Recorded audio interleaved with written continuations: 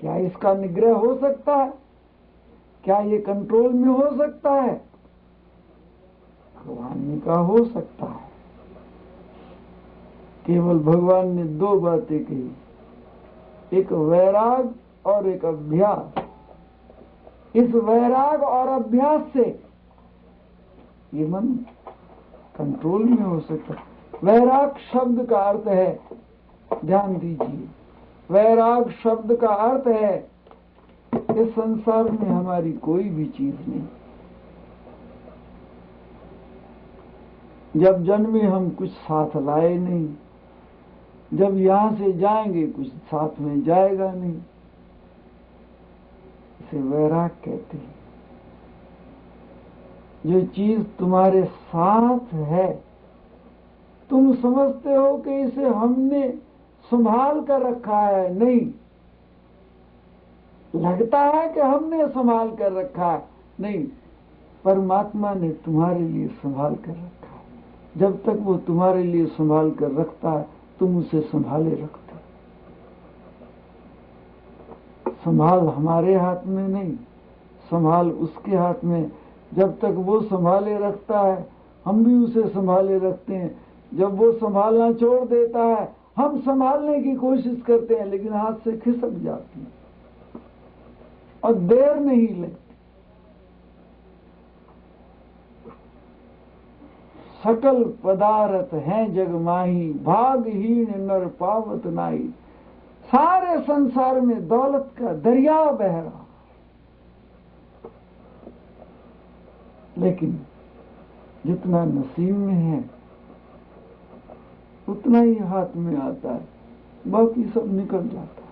एक आदमी घर से कमाने के लिए चला, रास्ते में एक सूखा दरिया था और कभी कभी उसमें पानी आ जाता था। उसमें थोड़ा पानी बह रहा था। जब उस मुसाफिर ने उसमें कदम रखा, कदम रखते ही उसका पैर किसी चीज से टकराया तो उसने पैर को इधर उधर मारा तो लगा कि ऐसा कोई बर्तन इसमें है। नीचे हाथ दिया तो लगा अरे ये तो घड़ा है, किसी धातु का घड़ा है। जरा और झुका, थोड़ा सा जल से बाहर खींचा तो लगा घड़ा सोने का लगता है। अंदर हाथ देकर देखा, लगा कि इसमें कुछ है। पीछे से पानी नीचे झुका करके पैर से दबा लिया और देखा इधर इधर कोई देख तो नहीं रहा। देखा इधर से भी लोग आ रहे हैं, उधर से भी लोग आ रहे हैं। सोचा कि ये इधर से इधर हो जाए तो मैं इसे बाहर निकालूं। दूर से एक जमींदार बहुत देर से उसे देख रहा था कि ये खड़ा है, नहीं पीछे आता है, नहीं आगे जाता है, हो क्या गया, इसको पकड़ किसने लिया। उसकी भी निगाह जमींदार पर गई, जमींदार की निगाह भी उस पर गई। अब ये ऐसा मन का चोर है, जब ये किसी से बचना चाहता है और जितना ये बचने की कोशिश करता है उतना ही पकड़ा जाता है। और जमींदार ने भी अपना काम छोड़ करके आंख उसकी तरफ गड़ा ली। वो कह के जमींदार जरा अपना मुंह इधर को करे, आंख बचाए, कहीं जाए आए तो मैं अपना काम करूं। और जमींदार कहता है ये यही खड़ा है, क्या बात है। थोड़ी देर के बाद जमींदार पास में आ गया। पास में आकर उसे कहने लगा, रे तू यहाँ क्यों खड़ा है, क्या बात है, मैं बहुत देर से तुझे देख रहा हूं। कहता तू बहुत देर से मुझे देख रहा है और मैं तुझे बहुत देर से देख रहा हूं कि तू कहीं जाता आता क्यों नहीं। कहता मैं तुझे देख रहा हूं कि तू पानी में क्यों खड़ा है, अरे या तो इधर निकल या उधर निकल। कहते तुझे क्या लेना देना है। कहते लेना देना तो कुछ नहीं, पर तू यहीं क्यों खड़ा है, क्या बात है। उसे उस पर शक हो रहा है कि यहीं क्यों खड़ा है। दोनों के दोनों अड़ गए। जमींदार भी वहीं बैठ गया। वो वहां बैठा है। वो कहता तू कब तक यहाँ बैठा रहेगा? कहता जब तक तू यहाँ खड़ा रहेगा। तू कब तक खड़ा है? कहता जब तक तू यहाँ बैठा है। अब सूरज छुप गया, अंधेरा होने लगा। वो जमींदार भी बैठा है चौकड़ी लगाए, अब वो भी पानी में खड़ा है, अंधेरा हो चला। जो पानी में खड़ा है कहता तू अपने घर क्यों नहीं जाता? कहता तू अपने घर क्यों नहीं जाता? तू यहाँ क्यों खड़ा है? उसने कहा देख बात सुन, अब मैं तुझे बता ही देता हूं, क्योंकि तू भी धरना मारकर बैठ गया है, तू भी यहां से हिलता नहीं है, और मैं क्या करूं? कहते मेरे पैरों के एक घड़ा टकरा है और लगता है उसमें मालताल है। देख तू भी हिलता नहीं है, हम इसे निकाल लेते हैं। अब अंधेरा भी हो गया। दोनों की पार्टनरशिप, आधा माल तेरा आधा माल, हम इसे निकाल करके बाहर बंटवारा कर लेंगे। उसने कहा ठीक। कहते मैं बहुत देर से सोच रहा था कि ये पानी में खड़ा कोई ना कोई बात है, और घड़ा तुझे मिल गया है। बाहर निकाला खींच करके, उसको उल्टा देखा, उसमें बहुत माल था। घड़ा भी सोने का, अंदर भी माल। अब उसने कहा देखो भाई, अंधेरा इतना ज्यादा है कि हमें पता नहीं लगता, बंटवारा कैसे करेंगे? जरा चांदना होने दो। तो जिसने निकाला था कहने लगे चांदना हुआ हमारा तो बंटवारा होगा, लेकिन अगर किसी ने और ने देख लिया तो ये अभी तो 2 हिस्सों में बंट रहा है, फिर जो इसे देखेगा, और अगर किसी ने सरकार को जाकर कह दिया और हमारी तलबी हो गई तो ये माल तेरे हाथ से भी गया। वो कहने लगा कुछ भी हो, मैं तो रोशनी के बगैर बंटवारा नहीं करने होने दूंगा। सारी रात बहस होती रही, किसी फैसले पर नहीं पहुंचे। प्यो फटने लगी, चांदना होने लगा। जरा धुंधल का था, अभी पूरी तरह से चांदना नहीं था। उधर से 2 आदमी आ रहे थे, रास्ता चलता था। उसने कहा देख अब भी तू मान जा। कहने लगे एक शर्त में मैं मान सकता हूं। क्या? कि सारा माल मुझे ही दे दे। तो अपना रास्ता माप, एक शर्त पर कि सारा माल मुझे दे दे, नहीं तो रोशनी होने दे। क्या पता है कि इसमें हीरा जड़ा है, क्या चीज है, क्या है, ऐसे ही खालिस। अब वो झगड़ा होते होते वो जो 2 आदमी और आ रहे थे, उन्होंने देखा ये क्यों लड़ रहे हैं, इन्हें समझाओ, इनका फैसला करा दो, क्या बात है। वो जैसे ही दोनों आदमी आए तो वो जो पानी में खड़ा हुआ था उसने अपना जो पहना हुआ था कुर्ता वो उतारा और उस पर ढक दिया। दूर से भी देखा भाई इसने जो कुर्ता जो कुछ भी पहना हुआ था वो इस पर ढक दिया है। पास में आए, वो कहते अरे तुम पहले लड़ रहे थे बहुत, और हम जब नजदीक आए तो तुम चुप कर गए, क्या बात है? उसने कहा कुछ नहीं, हम दोनों भाई भाई हैं, हमारे अपनी लड़ाई है, तुम अपना रास्ता लो। वो कहते तुम्हारी तो शक्ल नहीं मिलती, तू किसी और शक्ल का लग रहा है, ये किसी और शक्ल का, तेरा वेशभूषा और है, इसकी वेशभूषा और है, हमें नहीं लगते कि तुम दोनों भाई। क्या बात है, असली बात बताओ। लेकिन तुम अपना काम करो, तुम जाओ। वो जैसे वो कहें तुम जाओ, वो अभी 2 को विदा कर रहे थे, 2 और आ गए। उन्होंने कहा 4 आदमी आपस में झगड़ रहे हैं। 2 जो उधर से आए उन्होंने कहा अरे क्या बात है भैया। और जो खड़ा था जिसने कमीज उतार करके डाल दिया था, उसने कहा इसमें क्या पड़ा है, ये कपड़े से क्या ढका हुआ है। अब वो जैसे पूछ रहा है ऐसे उसके हृदय में धड़कन लग रही है। दो तो पहले खड़े थे, दो और आ गए। उसने एक ने हाथ आगे किया और कमीज को उठा दिया, कहते देखो तो सही इसमें क्या है। अब इसमें देखा तो उसमें सोने का घड़ा, उसमें मालताल। उसने कहा तुम चोर हो, लगता है तुम चारों ही चोर हो, और बंटवारे के लिए तुम्हारा झगड़ा है, हम अभी तुम्हारी रिपोर्ट करते हैं। उसने कहा अरे बात सुनो भैया, बात सुनो, भागो ना, दौड़ो ना, हमारी बात सुनो। पहले ने कहा अरे ये माल तो इस तरह से निकला है, पहले हम दो थे, दो आ गए। कहते फिर अब दो हिस्सों में नहीं, अब हम 6 हो गए, इसे ये बंटवारा करना है तो 6 हिस्सों में बंटवारा करो।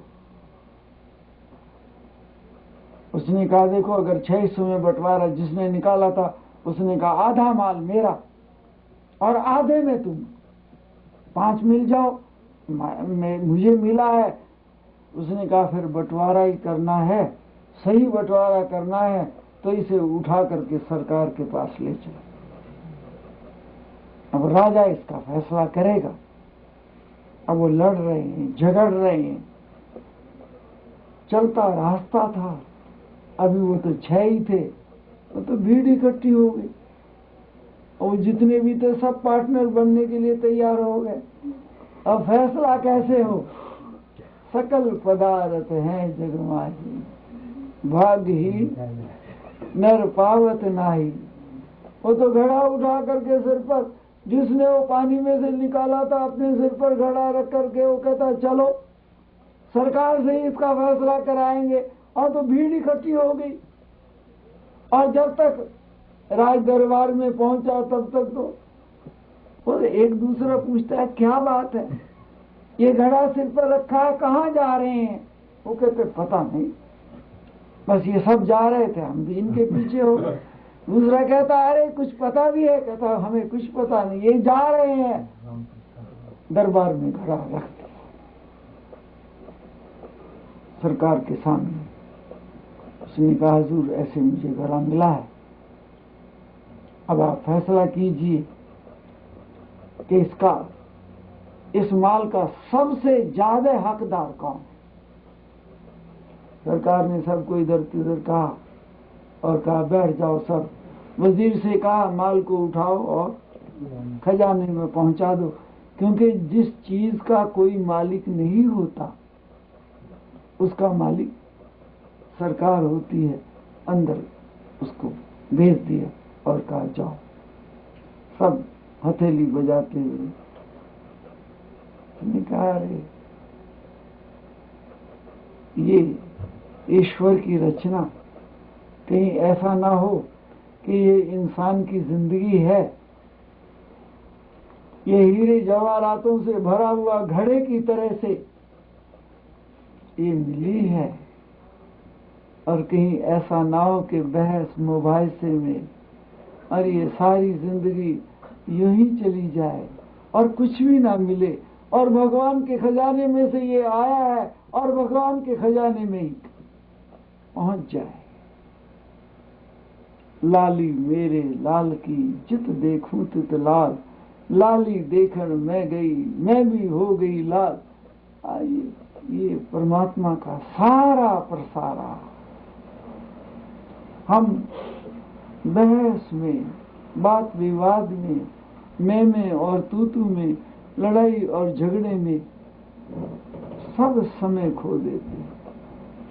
प्रभु के भक्त दुनिया में वक्त जाया नहीं करते, गुजर जाते हैं जो दिन लौटकर आया नहीं करते। पिछली बातों को कुरेदते रहो, कुछ नहीं मिलने वाला। गुजर जाते हैं जो दिन लौटकर, जो गुजर गए हैं, अच्छे गुजर गए हैं, बुरे गुजर गए हैं, छोड़िए उन्हें। गई सो गई अब राख रही को, जो गुजर गई है वो तो गुजर गई, जो बच गई है उसे संभाल लो। बीती सो विसार दे आगे की सुधि ले, जो बीती है उसे तो भूल जा, आगे की सुधि ले। जो जिंदगी के पल बच गए हैं, उन्हें पहली ताकत जो हमें परमात्मा ने दी, उसके खजाने में पहुंचने से पहले नाम की साधना, इस श्वास को देखिए, भीतर और बाहर को देखिए, और देख करके इस पर नाम का रतन इस पर छोड़ दें। सबसे बड़ा परमात्मा का ओम शब्द, और जो भी मन में निश्चय हो जाए इस श्वास के साथ इसे छोड़ दीजिए। नाम की साधना अनमोल, इसलिए भगवान ने अर्जुन से कहा, वैराग और अभ्यास से ये मन जीता जाता है। वैराग का 2 शब्दों में अर्थ समझ लीजिए, सब कुछ परमात्मा का, पहले भी परमात्मा का था, बाद में भी परमात्मा का है, और तुम्हें उन्होंने पहले ही रिजर्व करके जो तुम्हें मिल रहा है और जो तुम्हें मिलेगा, कर्मण्येवाधिकारस्ते, जो काम करने के लिए तुम्हारी ड्यूटी लगा दी गई है और उस पर जो तुम्हें मिल रहा है उसे स्वीकार कर लीजिए, हंसते हंसते स्वीकार कर लीजिए। वैराग इसी चीज का नाम है, जिद ना करो,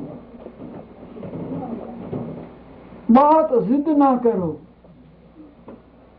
ये प्रकृति बड़ी लूज है, इसमें बड़ी लचक है। ये परमेश्वर, ये कायनात, ये सब चीजें परमेश्वर की है, तुम्हें काम चलाने के लिए मिली है, इसे काम चलाइए, स्वीकार कीजिए। जो दे रहा है उसे स्वीकार कीजिए, जो ले रहा है उसे हंसते हंसते सौंप दीजिए। इसका नाम है वैराग। और अभ्यास, जो अभी आपको मैंने बतलाया,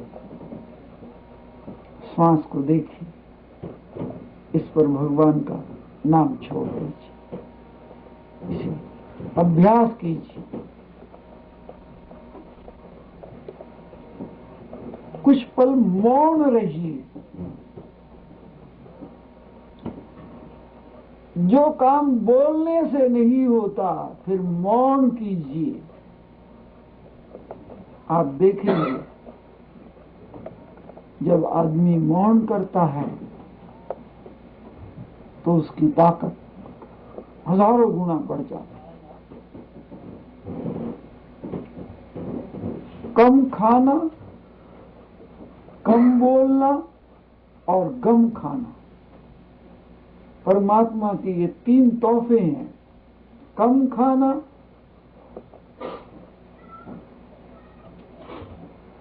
गम खाना, गम गुस्से को पी जाइए। गम खाना, किसी ने कह दिया तो सह जाइए। घर में जितना सहेगा उतना ही पारस बन जाएगा। कम खाना, गम खाना, ये अनमोल रतन है हमारे पास। मौन, जो काम बोलने से नहीं होता, फिर मौन कीजिए, फिर उसकी इच्छा को देखिए कि वो क्या चाहता है। ये साधना, नाम की साधना, जब हम इस साधना पर, इस पगडंडी पर चल पड़ते हैं,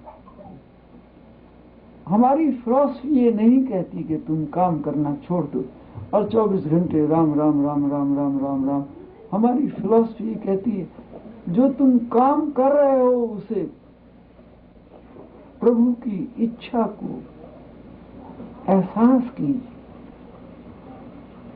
योग की सबसे बड़ी साधना यही है, जाई विधि राखे राम ताई विधि रहिए।